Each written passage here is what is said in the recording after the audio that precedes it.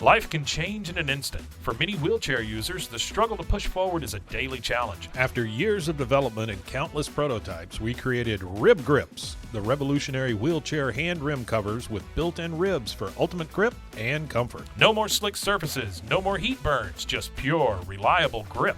Rib Grips, empowering you to push forward with ease. Rib Grips, get a grip on your freedom. Discover the difference. Visit ribgrips.com and use promo code GRIP today. You just found the perfect product that helps with staying cool during hot summer runs. No more gross warm water.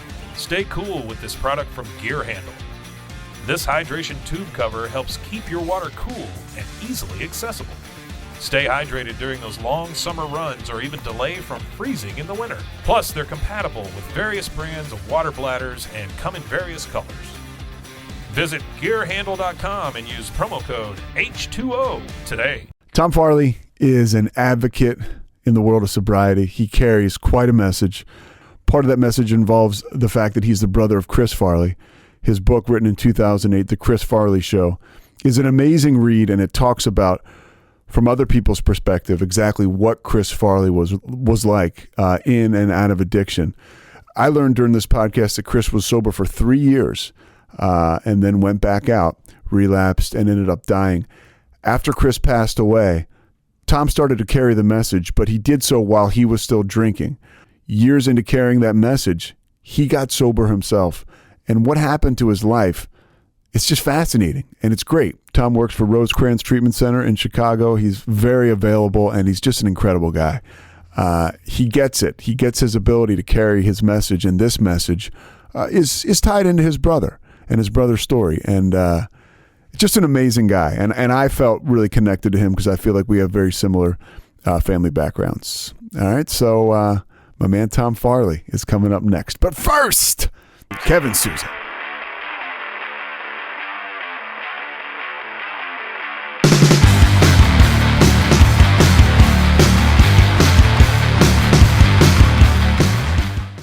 Okay, so what was it like for you in college as far as drinking was concerned? Because the cool thing, I mean, there's so much fascinating stuff about your story, really. But, yeah, you know, because the connection with, you know, your family, and you cover all kinds of issues. And me too. I got two brothers who are sober. And my dad was a functional alcoholic, whatever you know, Yep. if you want to use that term. And we were always around, you know, I'm the youngest of two boys. I know you're the oldest of four, and then your sister's above you, so you got five. So I feel like, you know, we're kindred spirits in a way, as far as like the family stuff is concerned. totally. Yeah. So when you're growing up, you have, I guess there's five of you. What is that like in the household?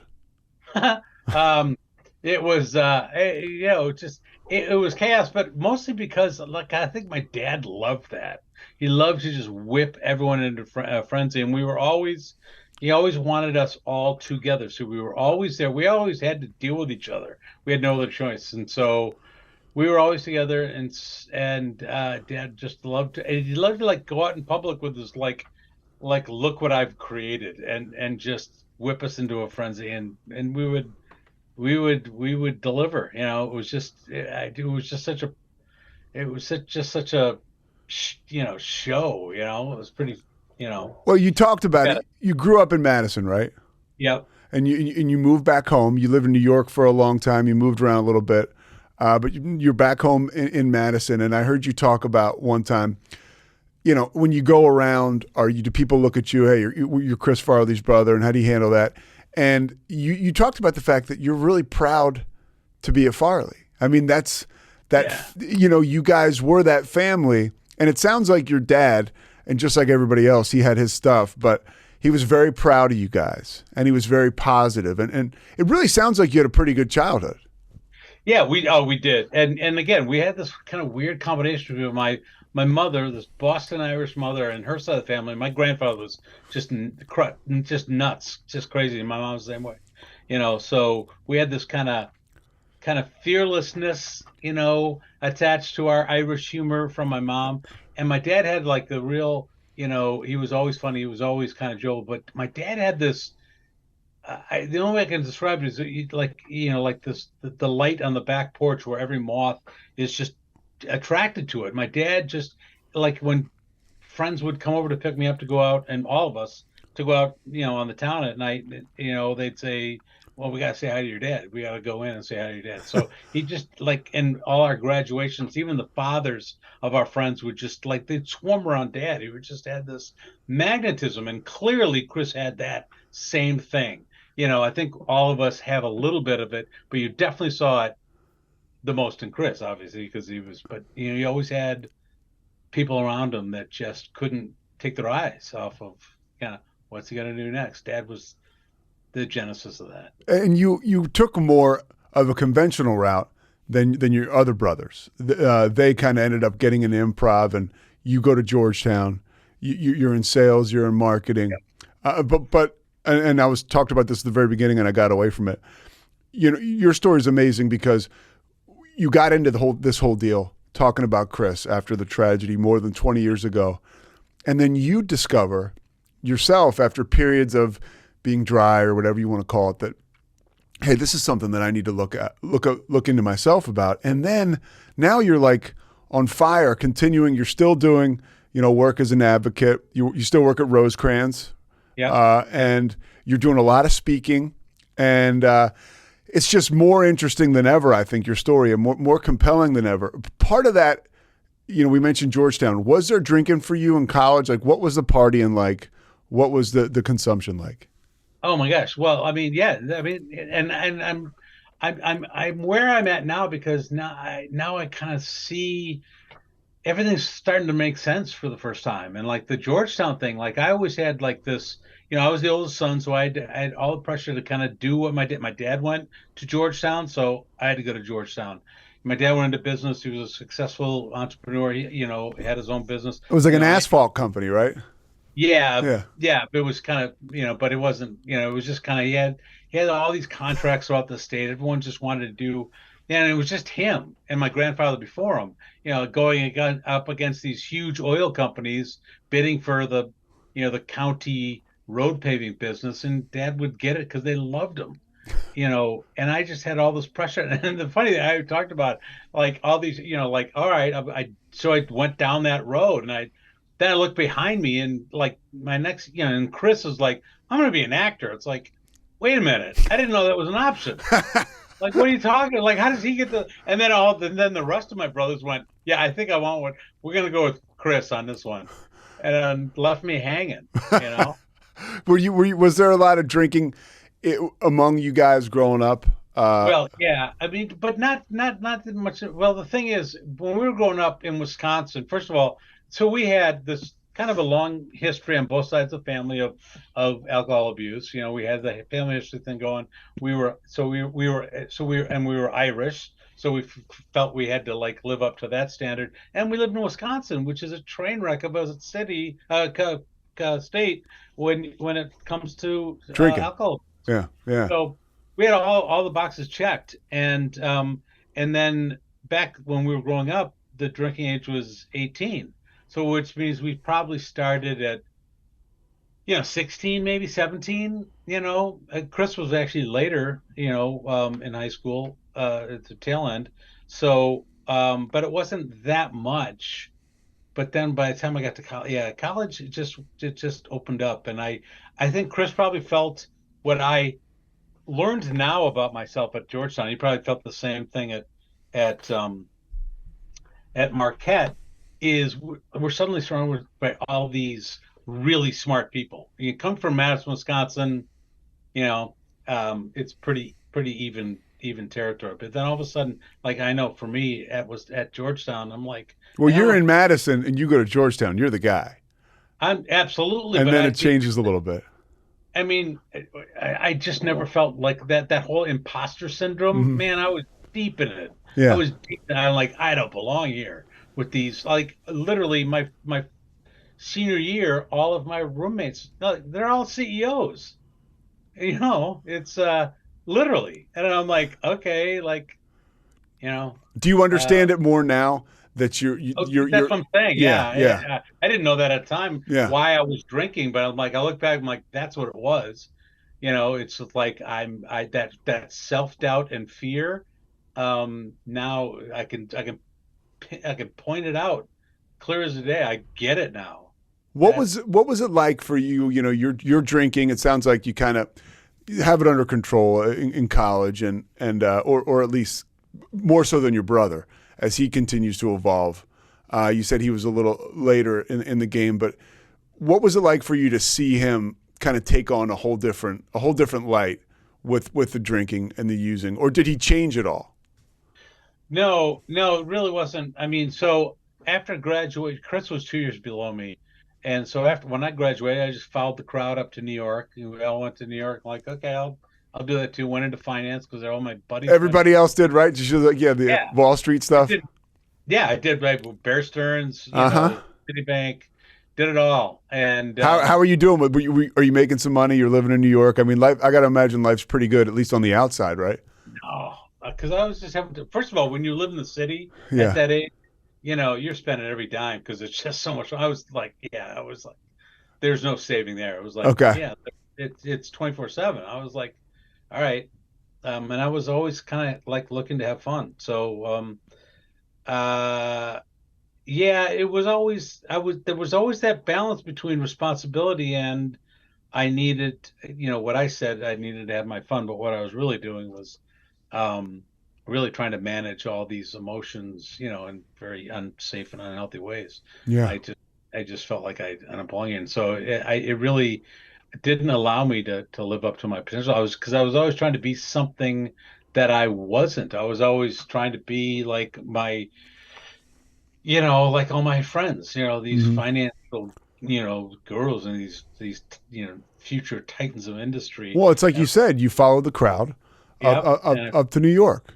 Yep. And Yeah. at the same token, I also wanted to kind of have my Midwestern family, because values, and grow that. So I got married, started having kids, and um, I thought that just being a good, loving father was enough that I was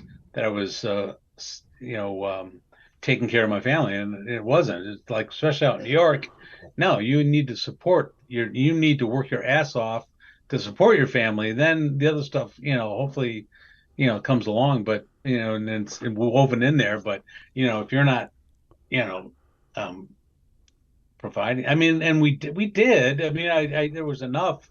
It was I don't know. It was weird. It was just I just Yeah. It sounds like just there was stress around it because again, you're trying to you keep up with the Joneses, and sometimes you can end up, robbing Peter to pay Paul, and you've got all this emotion, right? That you're trying Yeah, to figure out. and I get like everyone else. I would get the phone calls, at 5 o'clock. When are you coming home? These kids are Yeah. driving. I'm like, okay. Even if I get on the train right now, I'm not home for an hour and a half. Yeah. Like so, but I would say, okay, okay, I'm gonna drop everything, and I would go home, and I would leave work at like 5:30, like I was in the Midwest, and everyone else in Wall Street was like, they just got started. Yeah. Yeah. Oh, When you're looking at your brother and things are starting to come together for him, I guess, and he moves up to New York, yeah. are you looking at him and are you like, man, he's got it a little easier than I do? Why is this guy comfortable in his own skin, or why is he able? Because that takes balls to go right into acting after you Yeah. graduate from Marquette. Yeah, yeah, and he worked for Dad for like a summer, and then just said, this isn't my thing, and I'm gonna go down and do this." And yeah, it's amazing how fast it was. He just did it. Um, and you can again, maybe in Chicago at Second City, you can do that. I think Chris and I both had this thing where we're going to put ourselves out there and show people what we thought they wanted to see, which we knew deep down wasn't really us. We could, I know, all these years, I'm like, You're a people I'm, pleaser, yeah, like and me. and Yeah. and that's hard. And Yeah. so we have to balance that out. Like I know now that when to balance that out, I need to step away and do some self-care, or just recharge in a very, but I like Chris, for a long time I did it just the opposite way, which was to, numb myself, just to, just drink. And so that's what Chris was doing. when he got to New York, he was doing that in Chicago, and you can get away with it in Chicago because, again, it's very normative behavior. Like, but when he got to New York and it was a real business, it stuck out, and I can see that he was struggling, at least with his job. He was going to start to kind of get, he was getting suspended from SNL, and like, drinking related job loss was something I was very familiar with. Yeah. So I could see that with Chris. I'm like, man, you don't want to do this. You want to be like me, And you were talking to him about this stuff because yeah, you guys are both in New York, and so you're pretty. And family was out in Wisconsin. I mean, it was just him and I trying to, I was trying to help him. Yeah. But I was that before it was a term. I was his first responder, but not that I knew what that was, but it, as an older brother, I also felt as a first responder that I had to solve it. Yeah. I had to figure it out for him. And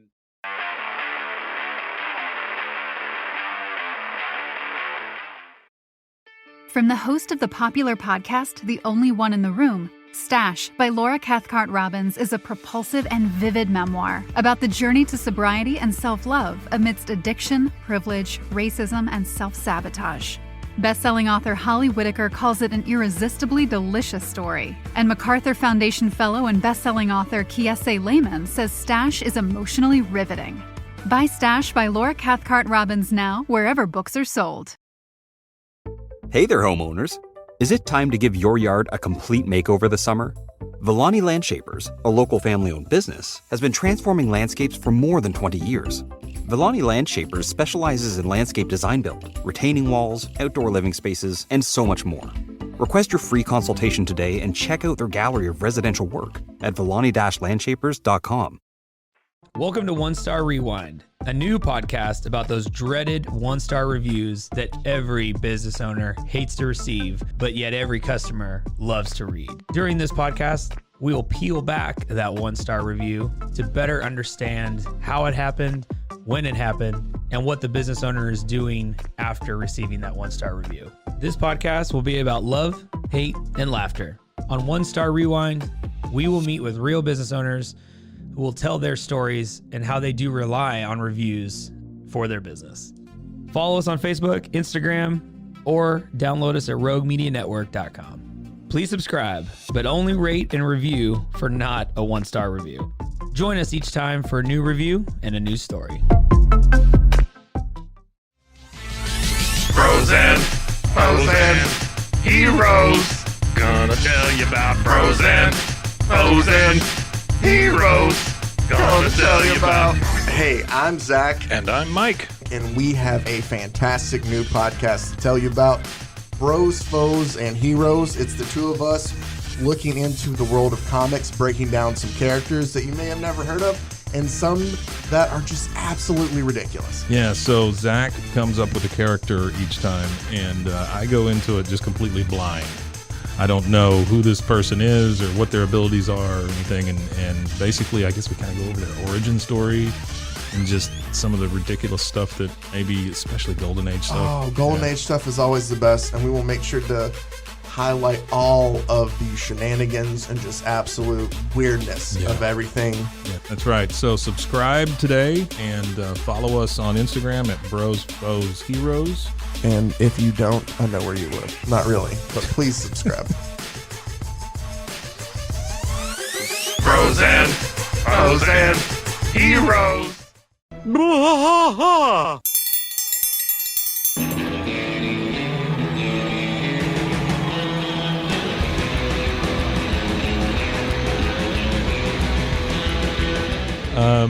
What are we doing here, Rusty? What are we going to do?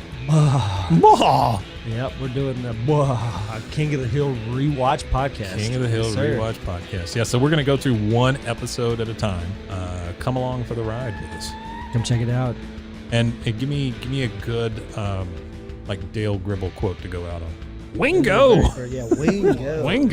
Wingo. All right. Well, join us for the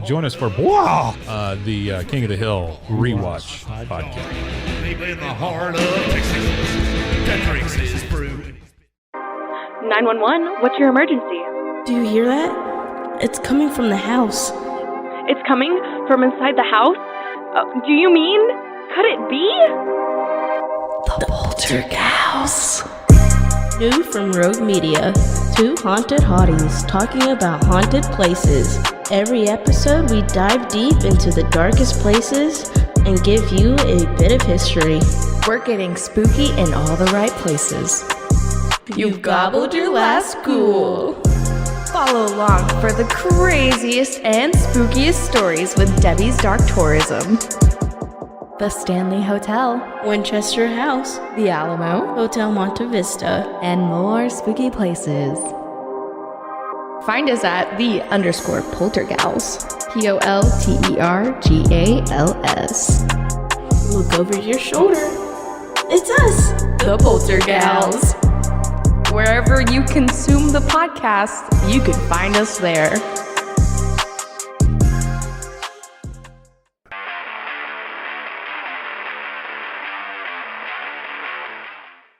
When you say a first responder, what do you mean by that? Well, in my family, yeah. The rest of the family was out in New York. Yeah, okay, that's cool. And it's just he and I in New York, and I'm like, hey, I think Chris is struggling, so whether I wanted to or not, I was there, and I had to kind of, but I had so much going on myself too. It was hard. You did such a great job in that book, The Chris Farley Show, which people can get out now. It's still on Amazon, and it's probably something really cool to get coming up towards the holidays. And it's educational. And then after that book, they can kind of dive back into more of what you're doing as far as being an advocate in the recovery circles today. Again, there's so many things, Tom, that come full circle in this whole story. I mean, when you're writing the Chris Farley show in 2008. You're not a finished product, no. Not even close. Even close, yeah. Yeah, and in that book you talk about you guys start to have like some interventions, and some of those interventions, you just remind me of my family so much. It's like we're drinking while we're intervening. Well, we're talking about Chris's drinking problem. Like, we got to get our drink order in first. Yeah. It was like. What was some of that? What were some of those instances like when you're trying to get Chris to stop, but you're newly married, you're an alcoholic too? Paint that picture for me. What's going on? Well, one of the things that I talk about a lot, and I didn't know, is that one of the things that we all throughout growing up, we had one coping mechanism, which was we had literally one emotion we used for everything.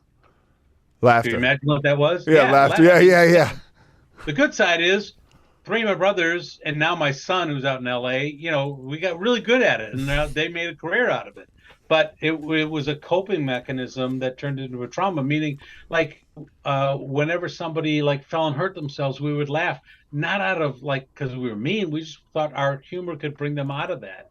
And clearly it couldn't, but we would use it for everything. And we never developed any other really emotions, Yeah.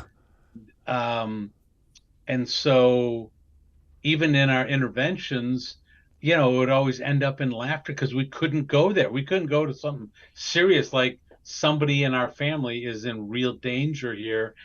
We would, and not only that, we were also talking about Chris. So we would say, Chris, you do realize that, like last night you did this, and it was actually so funny that we would end up laughing. Like one night we were up north, one of these interventions, the night before, my dad started out with my dad waking up in the morning, going for his morning juice, and he poured juice out, and he got a screwdriver right in the kisser. And because Chris took the vodka bottle, poured it into the carton, and that's what and my dad what's going on here? And then he noticed this bread and bologna trail, like Chris had tried to make a sandwich in the kitchen, and he followed it all the way to the bathroom, and that's where he found Chris on the floor of the bathroom, passed out. Oh gosh. Yeah. With the rest of the sandwich on the it was just like this breadcrumb thing. Where's Chris? Well, let's follow the sandwich. And so we were trying to really talk about his drinking problem. But then we realized what he did. It was just you couldn't not see the humor in it, but it was not the right time to be laughing, obviously. Yeah. But Well, you guys didn't know what you were doing. And a lot of people, and that is part of what you're doing today and what a lot of us are trying to do, just getting the message out there, educating people. I mean, nobody knew what the hell to do then. Really. I mean, especially a family that you grew up, for my family, I know and my parents loved us to death, but I think there was a stigma for them, definitely, like, oh, my kids are screwed up, because of this. And I think they were a little embarrassed, they just didn't know how to handle it. They didn't know how to handle it. They didn't know. And it makes perfect sense to me that you're having interventions, during cocktail hour or whatever, and you're going to get a drink. But like looking back now, it's like that's as dysfunctional as it gets. And I'll tell you one other thing that we always say about those interventions, there's always that when you're talking about somebody like Chris, like, we had this fear that we'd have to bring up our stuff too. And we didn't want to go there. We just wanted to talk about Chris's problem, but we weren't ready to go there for us. And to a certain extent, that is true. It's not about us. It's about this person that's really in need, but we couldn't help him as much as we wanted to. We couldn't be as honest as we wanted to, because that honesty meant maybe kind of talking about some of our issues on one side. And then the other thing is, when you have somebody that is really has a problem in your family, you don't go to your issues. As long as Chris was around, the rest of us could tell ourselves, well, we're not that bad, so I guess we're okay. And I realized that the couple times I tried to go to AA meetings, I could always look at somebody across the room. It's like, well, that person drinks more than me, or that person takes drugs and they drink. You compare yourself out. I compared myself out forever. Yeah, that was my barometer, and it was the wrong barometer. Yeah. Well, and you're comparing yourself to your brother. It's got to be an interesting situation. I have no idea what this is like. Here you are. You're drinking, you're struggling, you mentioned it. And then your brother he's like a shooting star. It's got to be almost like you can't even believe it, right? A surreal situation. You're both in the same city, and he's a rising star on Saturday Night Live. Well, there's two things about that. First of all, that's one of the things that always annoyed me is I was trying so hard to have relationships, whether they're friends, girlfriends, whatever it is, and failing. I was just trying everything I could. And then I'd look around, and this, Chris, this knucklehead behind me was just doing everything the opposite and making friends literally everywhere. It's so effortlessly. Like, all my friends would be laughing at something Chris would do, and I would go, "Don't laugh. That's not funny." I mean, it was hysterical, but I didn't want to, I'm like, "Don't do that." So there was that kind of resentment too that I was carrying around. That, like, how does he do this? Yeah. But the really cool thing was when we did get to New York, when he got an SNL. The beautiful thing about Chris is that, for the most part, he never. That's why people love him, is because he never forgot that he was Chris from Wisconsin. And I remember the first time we went up to SNL when he was going to get the gig, and he called me. He's like, "Do you want to go to the show tonight? They're letting me stick around to go to the show." And we went up to the show for the first time. We're watching. I'm at the show with Chris, who's just about to be hired, and we're like, we're looking at each other like, "Can you believe this?" We're like, and he doesn't understand that this is like the rest of it, like the next 5 years of his life, he's going to be embedded in this, and we're just like, so, like, I can't believe we're at this show. Like, we just met all these people. When did you notice that it was kind of getting out of control with him? When he's on that stage, because now it's a whole another story.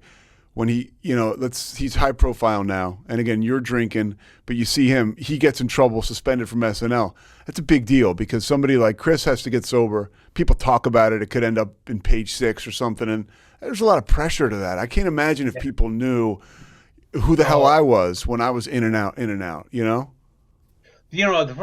used to go to a lot of the after parties, and when we talk about that, like, time to recharge and regroup or whatever it is, I would go to these after parties, and I would see just Chris like acting like he was in college at the the bar where all the rugby players would hang out. I'm like, dude, and they're like, and me being a kind of this New York business guy, I mean, my mind, as it always was in Georgetown, I would always like, who's in the room, who's who and what's going on. And Chris didn't care about any of that stuff. He just was like I need to I need to unwind. I'm drinking, and I'm like, yeah, but like the CEO of the three studios are here, like He didn't they're care. yeah, I'm like, and that just I'm like, dude, you gotta balance that. This is important to your career. Yeah. He didn't, I don't know. That's how I valued things and judged things. He didn't, but when it, at the point where I thought that he really should start paying attention to this, and he wasn't, I got a little afraid for him. Yeah, one of the things you mentioned in your book, and it's a poignant story. Other people have talked about it as well. Is that Chippendales skit with him and Patrick Swayze?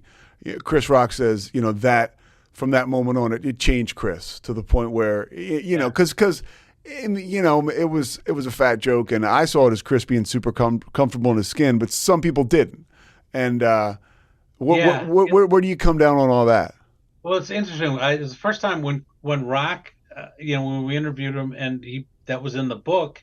That was the first time it even dawned on me. I'm like, what is he talking about? Like, and my first thought was, first of all, that's Rock's, that's Chris's point of view. So I was just gonna leave it in the book, and I wasn't gonna refute it. I didn't want to be that like you're wrong, but I was like, okay, I'm gonna let him do that, and good thing I did. But my personally thought was like, are you kidding me? I've seen Chris do that same skit since he was 12 in the family living room. He was always doing that. And when we were up,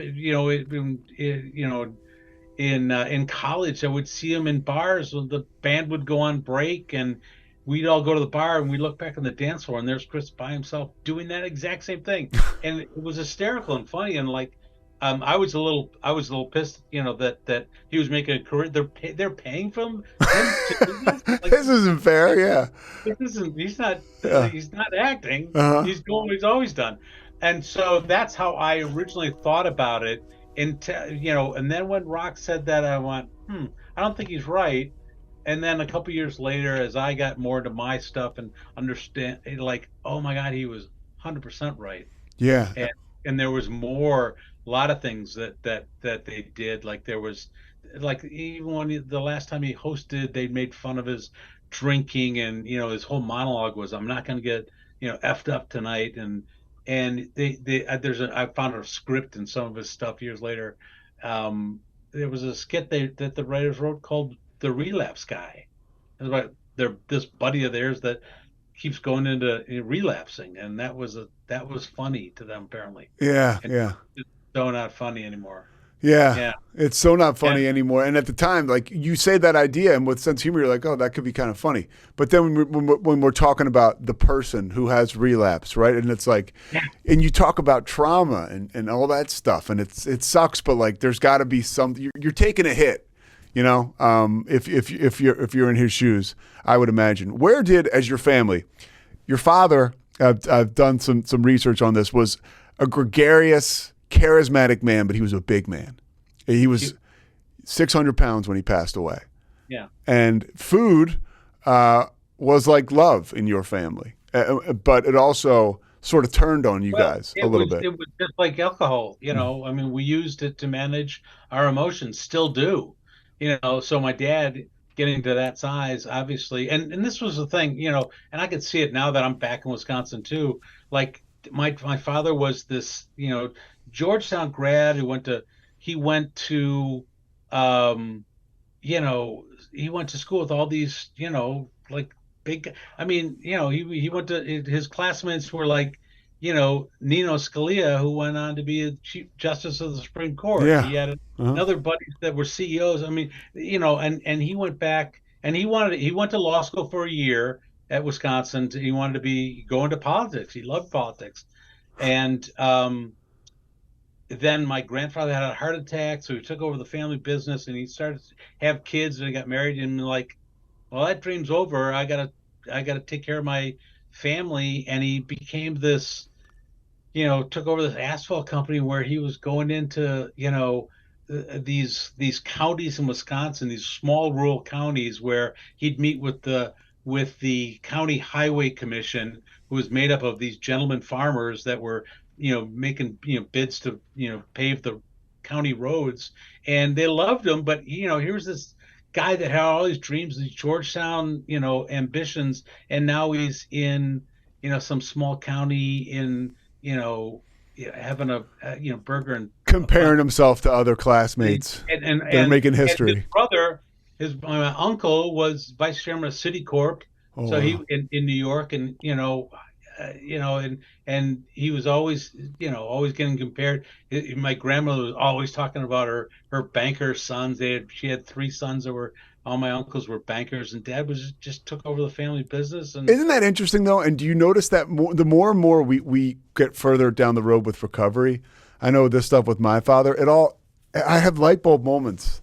10 years sober now, 11 years sober, and it's just like, oh, maybe my dad was feeling that way about that. Right. You know what I mean? Maybe he was coping with feeling less than, which, oh, by the way, is bullshit. He's raising a family. He's doing a great job. You know what I mean? But that you compare yourself to other people, and now you're eating as a coping mechanism. Was he a big drinker too?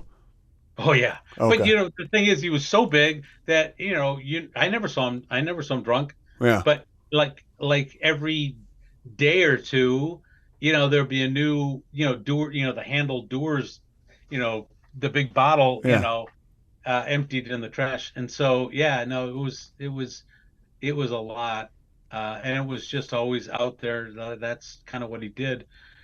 But you never saw, and that's one of the things you just couldn't understand with Chris. It's like, I don't get it.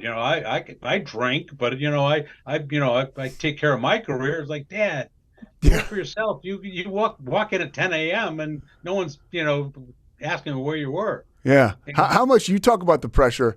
It seems like you're typical alcoholic like me, a sensitive guy, and it seems like your brother was too.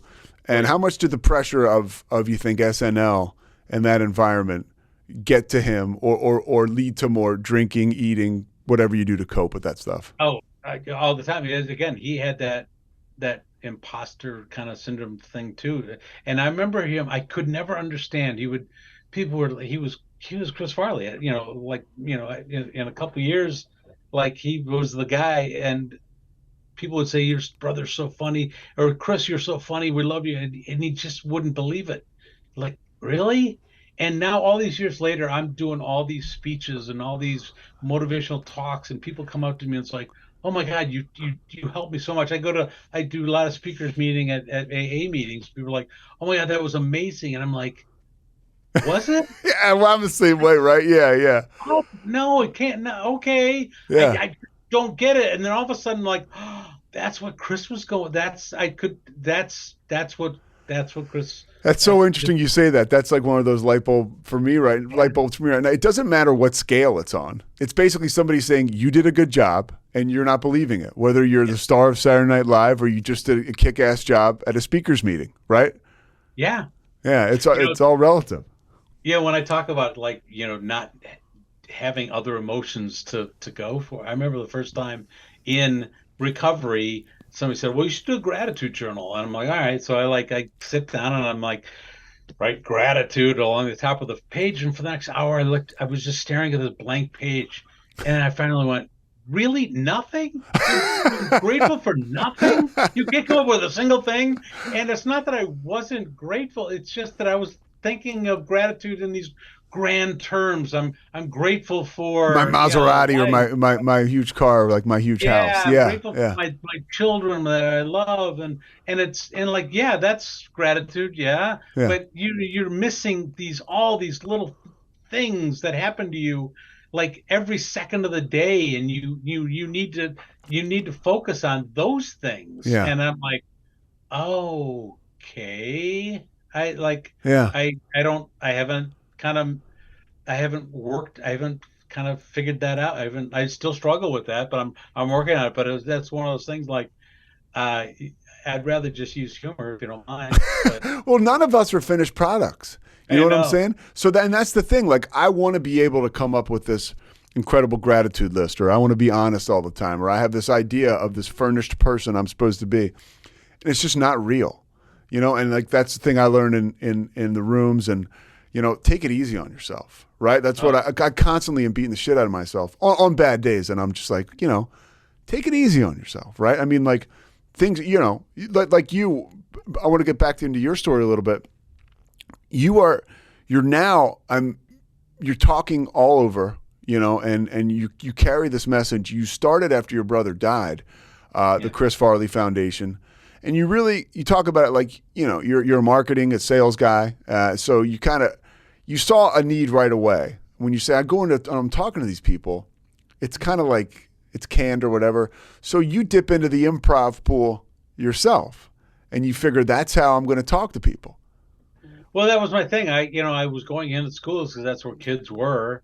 And I looked around. I'm like, okay, all of these prevention programs are all information and knowledge based and education based because that's who's delivering it, professional teachers. I'm like, but there's still a problem. So what are they missing? And I knew I had to use humor. So I knew I could use humor to get their attention. So at least, my brothers taught me, like, you've got to connect with your audience. So you've got to connect with your audience. It's all about connection in so many ways. Anything. Oh, absolutely. Yeah. And then I said, like, well, how do they do it? They all they all went through Second City and learned improv. So I studied improv and I learned that it was developed. This woman developed these exercises and games to reach inner city at-risk kids to teach them how to communicate better and form ensembles, form peer enhanced environments as opposed to peer pressure environments. That's what started improv? Yeah, it was a woman, Viola Spolin, was working in Chicago in like the Cabrini Green area, and she was trying to get kids to communicate better. And then then these comedians found it and made an art form out of it. But it started with intentions, and for 25 years I've been trying to bring it back to that and just being the evangelist. Like this is how good it is. Yeah, and that's amazing. It's all about connection. And then in a post-COVID world, I'm like, now do you see it? Yeah. Now, how important connection is? The rest of the world suddenly knows what it feels like, and they couldn't handle it. And so now, months of COVID, they were starting fights in Walmart. Yeah, because they felt the isolation, right? Yeah. That a lot of addicts, feel. Yeah, I've always felt. Yep. And part of your message continues, and then so you do the work, right? And whether you're drinking at the time, I know you had periods of sobriety where you just wouldn't drink, but you never were like sober, practicing a program or working on. I thought that was enough. I'm like, I would get 5 years. And yet I'm still creating these train wrecks. I'm losing jobs, getting divorced. I'm like, wait a minute. Yeah. But I'm sober. Yeah. Like, why is this? I don't get it. Yeah. Did you ever go back? Because then, back to your brother and you're part of that. He I guess, bottoms out somewhat in New York, or definitely does. And then he gets sober. I don't think enough people talk about this, and it shows how, this stuff works. He was sober for 3 years. I love talking about that. There was some beautiful stories. Dude, I had no idea till I started to do the research on you, and I feel like I knew a lot about your brother. I had no clue. Well, that's what made him one of the funniest people around. Is because he was working his recovery program. Yeah. He was funny. The first couple of years on SNL, but when he came back from his second trip to treatment. And instead of going back to his big apartment on Riverside Drive, he went back to a sober living house in Lower Manhattan, on TV every weekend, but checking into his cot every night. And that's what made the difference. All of a sudden, boom, and for me, what I noticed was all right, he's dressing better, and he's, yeah. But that's the beauty of it. And you're talking about it. I believe, just because it's my experience, the long-term recovery thing really works. Like, I went to a treatment center, and then afterwards I went to an extended care. Now, I was working at KFC. I wasn't on Saturday Night Live, so I can't even imagine what the hell that is like, But he did it. He had the humility. In New York, to have this, and then just say, no, I got a meeting at 9:00. I gotta go, and he would do it. And for 3 years, dude. That's a long time. And, so there's a great story I'd like to tell you in that time. So my son was born around that time, and he had born in New York hospital. And he had kind of a heart thing. He had to stay in the ER for like a week to fix it up. And so we went home. We had two girls, his two older sisters, and so we were coming back to the city to pick the kid up from the hospital. He's all better, and we asked Chris, like, can you watch the girls? And he was so thrilled that I had even asked him. It's like, yeah, I'll babysit for the afternoon. So we drive in from Westchester where we live, get to his apartment, ring the doorbell, no answer. And like we're there like 5 minutes. I'm like, oh no, what happened? He was sober for like a year and a half. Like we weren't like kind of. I just had bad Yeah. kind of feeling with this. And then just when for about five, I look up the block and around the corner comes Chris with these under his arm are these two huge Barney dinosaur stuffed animals and grocery bags full of Cheetos, ice cream, the worst, best babysitter you could ever imagine, and all these like Disney VHS movies. And he was like, "I'm sorry, I'm late. I'm sorry, I'm late." And he was just so happy that, and I think he knew that his sobriety gave him this gift of an afternoon. Like, yeah, it was providing him opportunities. Yeah. Oh my God. And then you're riding with him through the whole thing. I mean, what I love about your relationship with him is he continues to involve you. Clearly he was like, over the moon about you. He has you come to his 3rd year anniversary. Yeah. And what was that like? That was the same thing. Like, because we always had this kind of, he was always pushing people's buttons. He was always trying to like, take me down a peg. He always thought I was too serious and too awesome. So he goes, yeah, can you come to my 3rd year anniversary? I'm like, I'd love to. Like, all right, give me, where's the address? And I start walking, I'm following this address, and I realize I'm looking deeper and deeper into the west side, and I realize I'm in the middle of Hell's Kitchen. My first thought was, oh, you jerk. I thought he'd give me some wrong address just to mess with me. But I found the address, and I went upstairs in this, like, looked like a bombed out building with every, like bum in the neighborhood, and there's Chris in the front of the room with his little blazer on, and he's telling this room full of people, like, I'm no different from you. And I'm in the back row going, yeah, you're a little different, dude. Man. And he's so serious. He's like, no, I woke up this morning.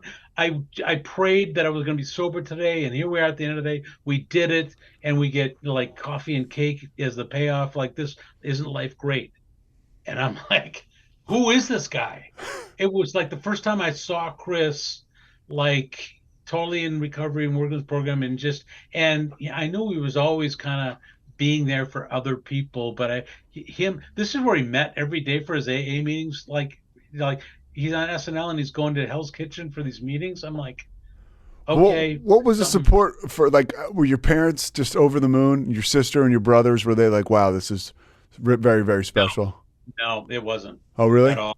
No, I don't think we really got it. At least, we were just, I think my parents were just happy that, he was going to keep his job and he was not being, destructive to himself anymore. But I mean, I remember this was before that when we first got like into recovery. I remember Christmas time.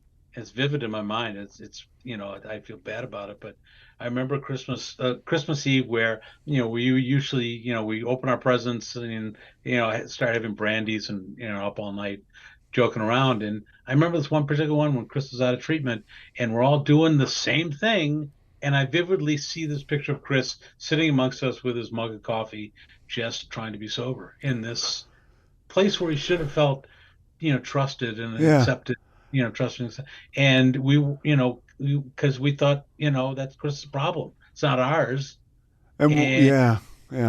It was hard. It's hard. I think I wouldn't say we never got it, but we were certainly slow to get it. And we didn't change our behaviors at all. My mom did. She was the first one, even before Chris. She's been sober now almost 30 years. And, the way that she kind of did it was, I'm going to be the model. And, she didn't, didn't require anything from us. She just was going to be sober. I need to do this for myself. And if you see that and value it, okay. But if you don't, I can't make you. And it took all of us years. Yeah, You know? it takes what it takes, and sometimes, unfortunately, in your brother's case, it doesn't. Yeah. And I wanted to get your insight a little bit on this because, again, you go to that meeting for his 3 years, and you're not sober, but you're supportive. I mean, you're there in person, and you're rooting him on, even if you don't get it. But then, Tom, you kind of witness, and I think it's interesting for people to see this, and it's a warning sign for, I don't know, people who are out there and still drinking and using and maybe listen to this, or people who have family members or friends affected by this. You witness the anatomy of a relapse, really. He's very successful on Saturday Night Live. He's sober. And then what happens? Well, I was there, unfortunately, for that one, too. So he had gotten through SNL, and he started going out. He made Tommy Boy and went out to LA. He was going to make movies now. And he came back a year later, and he was making. He had a 2-movie deal for him and David to make 2 movies. Tommy Boy was so successful, and he wanted to start going on his career. Yeah. But David said, "No, I need. You're going to always have movies. I need you to make this movie. I need the second." So they fast tracked Black Sheep. We're talking about David Spade, obviously, for people that don't know. Yeah, with David Spade. And so the two of them, they did it. But it was just really, they just wanted to get it, We hear this all the time. If you even peek into show business, like the 2-3 picture deals where the last couple are just rushed and, Yeah. And Chris knew it. He called me, came back to the city. It's like, yeah, they're doing a sneak, we're almost done. We got a couple endings we're looking at. We're doing a sneak preview at a movie theater. They used to do these, live audience. And he goes, we're going to sit in the back and just kind of see the reaction. So he picked me up. Or I went down to his hotel room in the city, and we took a limo out to Jersey to this theater. But so Chris knew it was not his best work. And he's at this thing, and all of these big heavy duty studio people are there, his manager's there.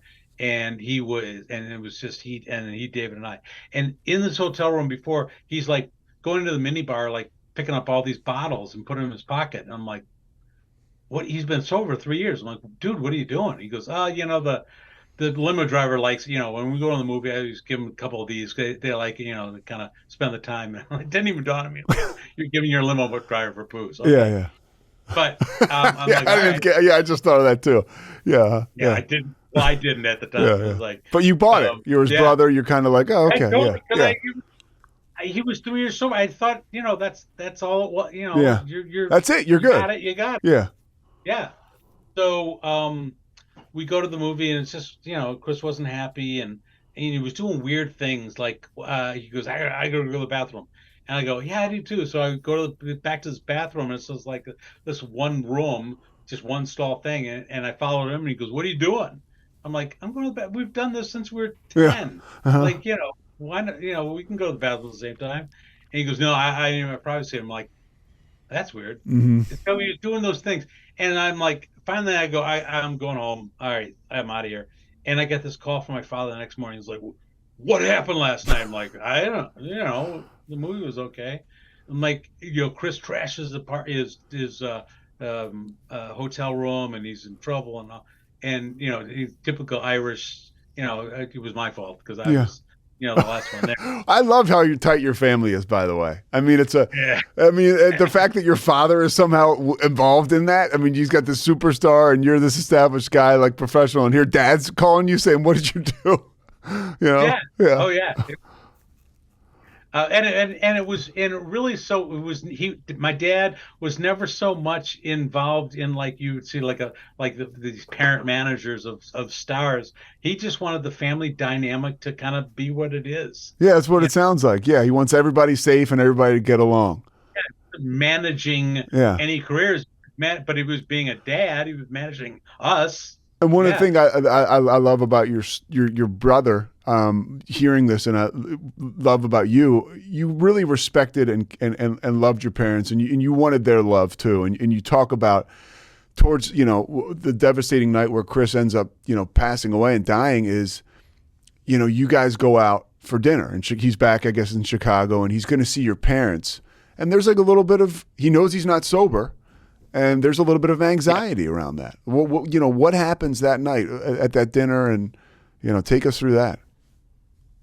Well, I wasn't there. That was my brothers, Kevin and Johnny. They were, Okay. and because I had my family out in Connecticut. We had our own thing. I wasn't. So they were in Chicago. Okay. Yeah. And a lot of our Chicago buddies were there. It was, they went to, Gibson's, and you had a big steak, and they were doing all the stuff. And then, like everything with Chris, you start to peel off. Like I'm out. Like in my book, one of our buddies described Chris, and really it's true for all of us, is the first hour drinking, with Chris is fun. The second hour is the best time of your friggin' life. The next 5 hours though are brutal, and that's where Chris, none of us have an off switch. Yeah. And so after that dinner, it was all fun, and that was that second hour. But all of a sudden, it was just my brother Johnny was like, I need my rest. I got to go. And that's when Chris just found, just the bad people. And Yeah. he was dragged around from party to party. Look, we got Chris Farley. And we were like, it just ended up. And your brother probably, people got to rest. People got to sleep. Like it's bigger than us. You can't stop that freight train at some point, right? So then you live in the wake of this tragic situation, but I do love how you say your brother he's alive. He's almost as alive as he's ever been. And yeah. The book with that, because if I wrote the book, I would have at that time, I would have had a different, I would have talked about some of my, resentments and this is how I remember Chris, and that would just been about my relationship with it. But instead, we interviewed all these friends from him growing up to, summer camp, to Marquette, to Second City, SNL, Hollywood. And I was amazed when I kind of pulled it all together. I'm like, oh, wow, all these different people, they totally got Chris. I'm like, oh, you're right. You know what? He, like with Rock, I'm like, he had a better perspective than I did. Yeah. And I like to say that I have a better relationship with Chris now than I ever did when he was alive, because I can give up some of those resentments. I have empathy for some of his, his behaviors, and I understand some of his traumas that he carried around, because I carry around some of the same exact things. It's funny. I've always gotten asked the question, "What do you miss most?" And for years, I used to say, what I miss most about Chris is the big bear hug he used to give me. When we hadn't seen each other, and he'd walk in the door, "Hey, Tommy," and it was just so like physical and genuine, and just lingering. And I always remember that, and I totally miss that the most. But now when people ask me that question, what do you miss most about Chris? I honestly say I would have loved to have been in recovery with Chris. I think we would have really helped each other, if not, learned some things. It would have been amazing, because I loved my life in recovery, and I think I would have loved it with Chris too. Yeah, you give me a lot of gratitude, because I mentioned that my brothers are both sober. They're older than me, and sometimes we are amazed. We're like, this is unbelievable. The odds are not in our favor for that to happen. So I appreciate you saying that. It makes me treasure it even more. And so I won't keep you forever. I want to wrap up with your story a little bit, because I think it's pretty amazing. You're talking at these schools like we talked about earlier. You're using this improv to connect with these kids. And then at some point, Tom, you're like, I got to get on the bus. And not just like, hey, I got to not drink. I've got to get involved, because I've got all this other shit. We don't even really notice it until, at least I didn't, until I got sober. To stop drinking for me was a huge deal. It was monumental, right? And then I'm sitting in a rehab, and I'm like, oh, wow. And stuff starts to come up, and, they're just literally like, I'm thawing out there. But then the real work starts. How did that work out for you? How did you find recovery, like a 12-step that you work today? And what was that journey like? And I'll ask you a couple things after that. Yeah, well, again, I had done this, 5 years, and then I would 5 years, then I would tell myself, well, I can have, I'm Irish, so I can have one Guinness on St. Patrick's Day. And, that's what my mind would tell me. And within, months, I was back on varsity. I was like, what happened? And I would do that for an extended period. And then I'm like, I would, have a lot of other train wrecks and broken relationships. And I'm like, okay, this isn't working for me. I'm going to be sober again. I did that again and again. And then this last time, again, I'm getting old. I'm smart enough to know that I'm making dumb decisions. I'm like spending more time leaving a party, like thinking about what like back roads I'm going to go home on to avoid, detection. And I'm like, I'm smart enough to know that this is really dumb. Yeah. So it's you get it, like, and it's I don't know. I think a lot of it has to do with just there are a lot of similarities. Yeah. And like I don't know if you're getting my story, but I certainly get yours. Yeah. Well, I appreciate you saying that. Go back. I wanted to bust your chops a little bit. So you talked about this time was different. You were able to get into it. So this last time, I'm like, okay, I'm doing stupid things, and I'm getting old, and this is stupid. And so I stopped drinking again. And I was like 4 months into it, and a friend of mine called me, who I now work with actually, that I'd done a lot of work with back in the day. I hadn't seen her in a while.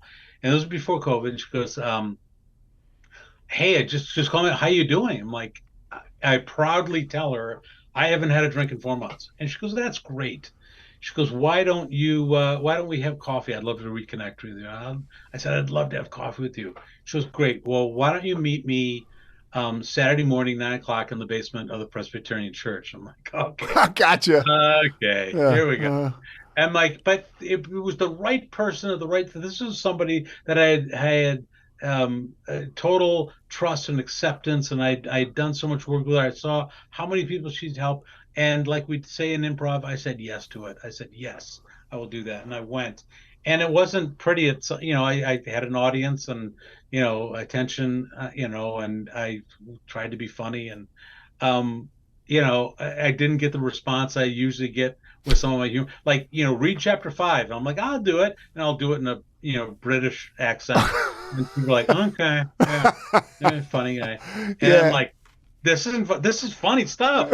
I'm giving you my best stuff here. Yeah. I just started just shut up and listen. And and that's when I realized that it wasn't about being sober.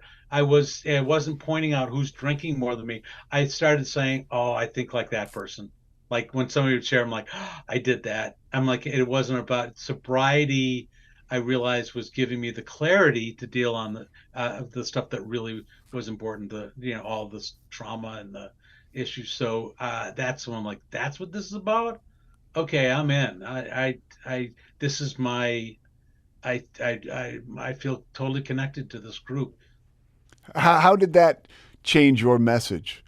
Now you're this person who's maybe feeling that light turn on, right? Like you're feeling filled, and you're going out and you're talking to people. A lot of things. Everything would hit me at once. So right after that, COVID started, and I'm like, I started doing a lot of webinars with Hazleton, which I had done a lot of stuff with, and Chris went there, was very successful there, and we were doing these webinars, and I would tell my story and Chris's story, the whole thing.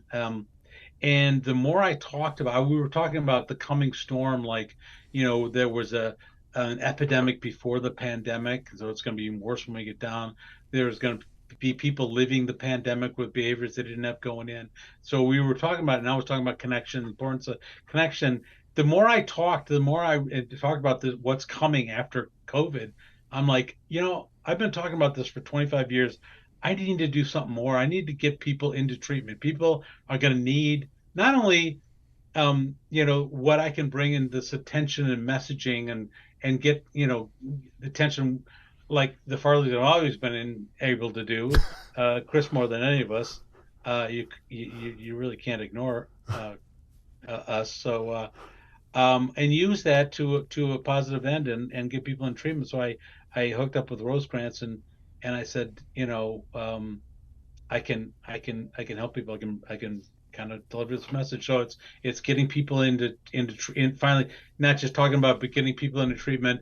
I still go in and talk to kids about motivational stuff and the importance of connection. But the third thing I think was important that I didn't realize how important was the need to have people in the treatment field that are also in recovery.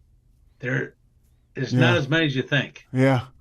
And there's a lot of clinicians, a lot of people that know the science of addiction, but you have to marry that with how we think. You have to understand that more than anything, and then you can really help people. But I think there's some positive movement in that direction too. What do you think? A couple more things. What do you think people can do? And this is just, I want to dip into this because you're, another alcoholic and you've been around this. Headed into the holidays, if somebody's listening to this, headed into Christmas, and they're just sober. How do people navigate that? How would you tell a sponsee to navigate that? I mean, there's different situations for everybody, but overall, do you have any helpful hints or anything? Well, this is where that recovery kind of really connected what I've been talking about all these years about ensembles and improv. All of a sudden, I felt like I talked about it, but I honestly, when people say, "Well, what do you mean by that?" I'm like, I don't know, just I don't know. I gave some answer, but now I'm in this recovery community. I'm like feeling what it feels like to be trusted and accepted and feeling deep belonging. I'm like, this is it. And now I tell people this is your foundation, your touch point, but it's not all about staying in the recovery community. Life is still happening out there. So you can go out into the world. You can go to a holiday party at your work and stuff like that. But as soon as you don't feel that this is a trusted, accepting environment, like you feel when you're in a meeting, if you don't feel that, you have two choices. You can either leave, find a different environment, leave, or you can stay there if you have to be there, if it's for work or whatever it is. You can stay there, but you got to tell yourself, this isn't my ensemble. I don't need to impress these people. I just need to be here. And I need to be my authentic self. And it's not about, all this other stuff. Just, again, be yourself, be authentic, be easy on yourself, or leave.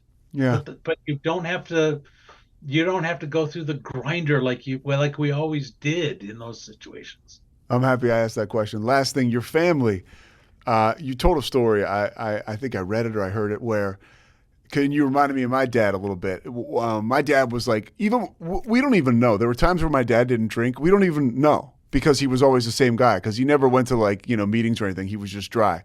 And you talked about you're out to dinner with one of your daughters and there's something going on with the waiter. Right. Tell that story real quick. I mean, because I think that is sobriety to me. It is. There's two things I'll tell you. So, yeah. And I didn't, because again, I was so externally focused on my relationships that when I started working my program, then I'm like, it's just control things. The whole Serenity Prayer. I'm like, people don't understand how integral that is to, everything. And so there was a lull in COVID. And so restaurants opened up again. They're like, "Yeah, it's over." And, it wasn't, but we went. And she came in from New York to visit. And the guy the maitre d' met us at the door. And it's like, "Well, we don't have menus. You order on your phone. And then somebody will, we don't have waiters. Somebody will just bring your food out." I'm like, "Cool." And then I got really old man. So I'm like, all right, I got a question. If I'm on my phone ordering my lunch and she's ordering her but I want to pay for both, how does that happen? And he's like, "Well, if you do need a menu." I'm like, no, I didn't say that. I don't want a menu. I got this. I want to, I like technology. And I just want to, and I go, you know what? I caught myself. I go, you know what? We'll figure it out. We'll figure it out. Well, whatever it is. Even if I've got to put this credit card into your phone, we got it. I'm sorry. And I go back and she pauses and she goes, and I was completely overly nice to the guy. This is your daughter? Yeah, no, to the maitre d'. Yeah, okay. So my daughter looks at me and she pauses and she goes, "Do you know, Dad, when we were growing up, you would have those moments and we all knew just to stay away the rest of the day. Yeah. I'm like, what? Like, yeah, the smallest thing, but you would just carry that with you, and every other little thing that happened in the day got a piece of that shit that you were carrying with you the rest of the day. So we avoided you. And she goes, to see you catch yourself like that and be nice to that guy was pretty amazing. But then, then right after that, because then I looked at her, I'm like, I'm really sorry. I want to be present here. This is about us. I didn't want that thing. She goes, you never apologized before. Yeah. It's like you would just do that. And what I realized is what I was watching was a relationship healing. Like, then I had no, but I'm not actively trying to do that. I'm just trying to be my best self and my authentic self and work my recovery. And in the process, people, I see this not just with my daughters, and my kids, but people I started attracting people. Mm-hmm. And so and in this case, a strained relationship was healing before my eyes. Just me being myself, that who she always wanted to see that. And we appreciate people for saying stuff like that because, maybe you don't pick up on that if she doesn't mention that, you just kind of blow by it. Like there is a change happening in us and outside of us if we're working this deal, and the people closest to us know how we're doing. Yeah. They know, they see it more than anybody. Yeah, and and she even see that with their mother, with my ex-wife. I'm not a threat to her anymore. I'm not like we have the best relationship in the world, and because maybe not in the world, but we're fine now because I don't care. And somebody asked me about what's the difference between recovery and long-term recovery. I'm like, well, I don't know. But if I have to answer it, I would say this. When I first got divorced, and somebody asked me, why did you get divorced? I used to say, because my wife didn't respect me. She didn't have my back. She didn't, didn't support me, blah, blah, blah, blah, blah. Then I got into recovery, and I started answering like, well, that same question I would say, well, if I'm being honest, I didn't respect her either. I didn't support her. I should, we really weren't there for each other. And then a few more years into recovery, when somebody asked me that, I'm like, to be honest, I wasn't very supportive and wasn't very respectful, period. Yeah. There's nothing with her. And people are like, and that's, just living that example and across the board on everything in every relationship. It's like, it's not about them. Dude, it's about like you. Yeah. Just fix your stuff and hopefully those other people will, you're not a threat to them, and they'll come around. They'll maybe that relationship will be repaired too over time on their time frame, because they control what they control. And if it doesn't, it doesn't. But just drive your own car. It's healing when that stuff comes out of your mouth. It's just like the truth. Like maybe I wasn't supportive. Just like owning it. For me, that's huge because I have a problem even in sobriety, right? Getting to that truth, whatever I want to tell you to impress you. Tom, I gotta hear myself say that all the time. Yeah. You're the best, dude. I cannot thank you enough for this. I really appreciate it. It's fun. Yeah. Thanks for all you do, Pete. I appreciate it. Yeah, and thanks for carrying the message. And I just think it kicks ass that you're able to be a light for change and you keep moving around out there. So thank you very much, and thanks for the time. Thanks so much. You got it, man. Take care, bud. See ya. Later. Yep. See ya. Thanks so much for listening to The Payoff with Pete. Once again, I'm Pete Souza. And of course, we are part of the Rogue Media Network. All kinds of good podcasts you can find at roguemedianetwork.com. And of course, you can find this podcast and all those other ones wherever you get your podcasts, iTunes, Spotify, other spots like that.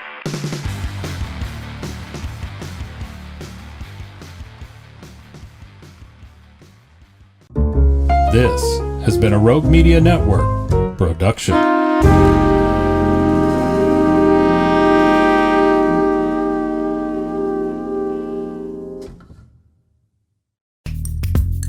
Are you a podcaster? Let's talk podcast hosting. Are you tired of your current podcast host? Need real support in a community that gets it? At Rogue Media Network, we offer top-tier podcast hosting services to help you thrive. From hosting and distribution to dedicated support, we've got you covered. Starting as low as $25 a month. Join our community of passionate podcasters today. Contact us at hello@roguemedianetwork.com.